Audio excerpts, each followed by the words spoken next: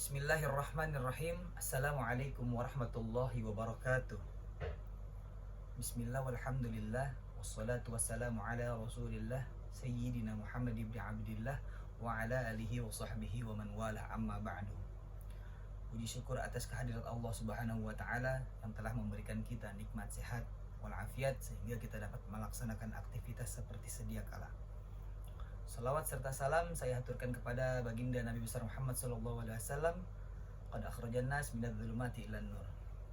Izin memperkenalkan diri, nama saya Azka Zamzami dari Fakultas Dakwah Prodi Komunikasi Penyiaran Islam kelas KPI 3A. Di sini saya akan menjelaskan dengan singkat tentang kaidah takdim dan takhir dalam Al-Quran. Di antara keunikan Al-Quran adalah keindahan bahasanya yang mengandung unsur-unsur kesusastraan yang tinggi, sehingga tak satupun yang dapat menandinginya. Dalam menafsirkan Al-Quran ada beberapa persyaratan yang harus dipenuhi oleh seorang mufasir. Di antaranya adalah memiliki pengetahuan bahasa Arab dan kaidah-kaidah penafsiran. Salah satu unsur kaidah penafsiran Al-Quran adalah kaidah takdim dan takhir. Pengertian takdim dan takhir. Kaidah takdim dan takhir adalah salah satu uslub balaghah dan merupakan bagian pembahasan ilmu ma'ani. Di dalam ilmu qawaid at-tafsir, kaidah al-takdim dan at-takhir merupakan salah satu kaidah yang wajib diketahui, terutama bagi mereka yang hendak menafsirkan Al-Quran. Perlu kita ketahui juga pengertian dari at-takdim dan at-takhir ini. Kata takdim berasal dari kata qadama yang berarti mendahului atau menyegerakan. Sedangkan takhir berakar dari kata akhara, kemudian membentuk antonim berupa kata takhir yang berarti penundaan, penangguhan, dan perlambatan. Takdim dan takhir yang dimaksudkan dalam kaidah ini adalah mendahulukan atau mengakhirkan satu lafaz atau ayat yang satu dari satu lafaz atau ayat yang lain, atau memposisikan suatu lafaz sebelum posisinya yang asli atau sesudahnya untuk memperlihatkan kekhususan, keutamaan, dan urgensi dari lafaz tersebut. Dengan begitu dapat disimpulkan bahwa kaidah takdim dan takhir adalah suatu dasar atau patokan untuk mengetahui keadaan suatu lafaz atau ayat yang didahulukan atau diakhirkan dengan bertujuan untuk menyingkap rahasia kekhususan dan keutamaan dari suatu lafaz maupun ayat sesuai maksud dan tujuannya. Adapun kaidah-kaidah takdim dan takhir itu ada dua. Yang pertama, mendahulukan penyebutan pada satu lafaz atau pada ayat bukan berarti lebih terjadi dalam realitas dan hukumnya. Kaidah ini butuh penjelasan karena bentuk-bentuk takdim dan takhir dalam Al-Quran mempunyai beberapa arti. Kadang redaksi ayat didahulukan karena beberapa alasan. Misalnya, karena realitanya memang terdahulu, atau didahulukan karena mengandung makna kemuliaan, atau terkadang didahulukan karena sulitnya untuk dijelaskan atau muskil. Dan setelah dikaji dengan pendekatan takdim dan takhir, maka maknanya menjadi jelas. Sebagai contoh atas kaidah ini dijelaskan dalam Quran surah Al-Fatihah ayat 5. Yang artinya hanya kepadamulah kami menyembah dan hanya kepadamulah kami memohon pertolongan. Mari kita lihat ayat tersebut. Kenapa lafaz iyyaka na'budu lebih didahulukan daripada iyyaka nasta'in? Dalam hal ini kita bisa mengetahui maknanya secara jelas dengan menggunakan kaidah ini. Kalimat iyyaka na'budu didahulukan daripada iyyaka nasta'in karena ibadah adalah tugas dan kewajiban, sedangkan isti'anah atau pertolongan adalah hak. Perlu kita ketahui juga bahwa kata ibadah menurut Al-Isfahani mengandung dua pengertian, yaitu puncak keterhinaan atau puncak penghambaan dan melaksanakan perintah dan menjauhi larangan. Dalam penjelasan yang lain dinyatakan bahwa abada ya'budu mengandung tiga makna, yaitu totalitas, kepasrahan, ketertundukan atau kepatuhan, dan keterhinaan.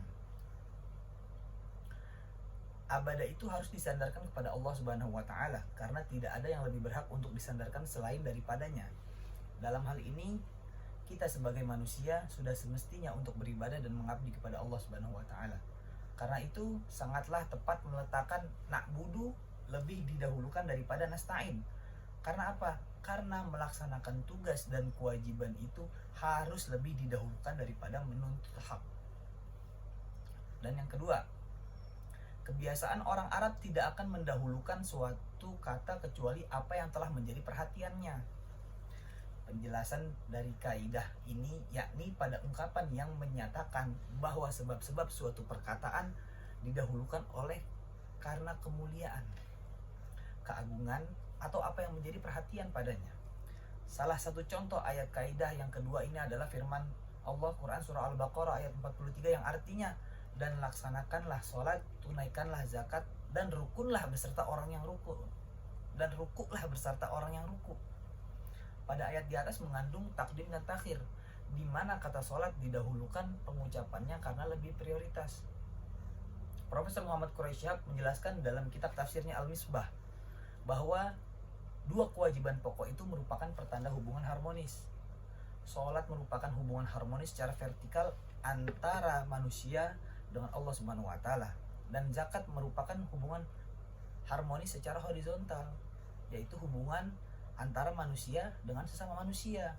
Keduanya sama pentingnya, akan tetapi sholat tentunya lebih didahulukan. Kedua kaidah ini jika dikaitkan dengan Al-Quran, maka dapat dipahami bahwa keharmonisan dan keteraturan yang timbul dalam kata-kata dan susunan kalimat dalam Al-Quran selalu ada dalam setiap lafal dan ayatnya, baik yang didahulukan maupun yang diakhirkan. Dan maknanya yang mendalam dapat diketahui melalui kajian takdim dan takhir. Selanjutnya adapun sebab-sebab takdim dan takhir menurut Al-Alamah Syamsu ad-Din Ibni Al-Soid yang dijelaskan dalam kitabnya Al-Muqaddimah fi Sir Al-Fat Al-Muqaddamah, sebagaimana yang dikemukakan oleh Al-Suyuti dalam Al-Itqan fi Ulumil Quran adalah: pertama, at-tabaruk, seperti mendahulukan nama Allah pada hal-hal yang penting. Dan yang kedua ada at-ta'zim, yakni kalimat yang mengandung pengagungan. Yang ketiga ada at-tasyrif atau pemuliaan, seperti penyebutan laki-laki sebelum wanita. Dan yang keempat al-munasabah atau persesuaian, yaitu berupa penyesuaian terhadap yang lebih dahulu disebutkan dalam konteks pembicaraan. Dan yang kelima, mendorong untuk mengerjakannya dan mewanti-wanti untuk tidak meremehkannya, seperti penyebutan wasiat terlebih dahulu sebelum hutang.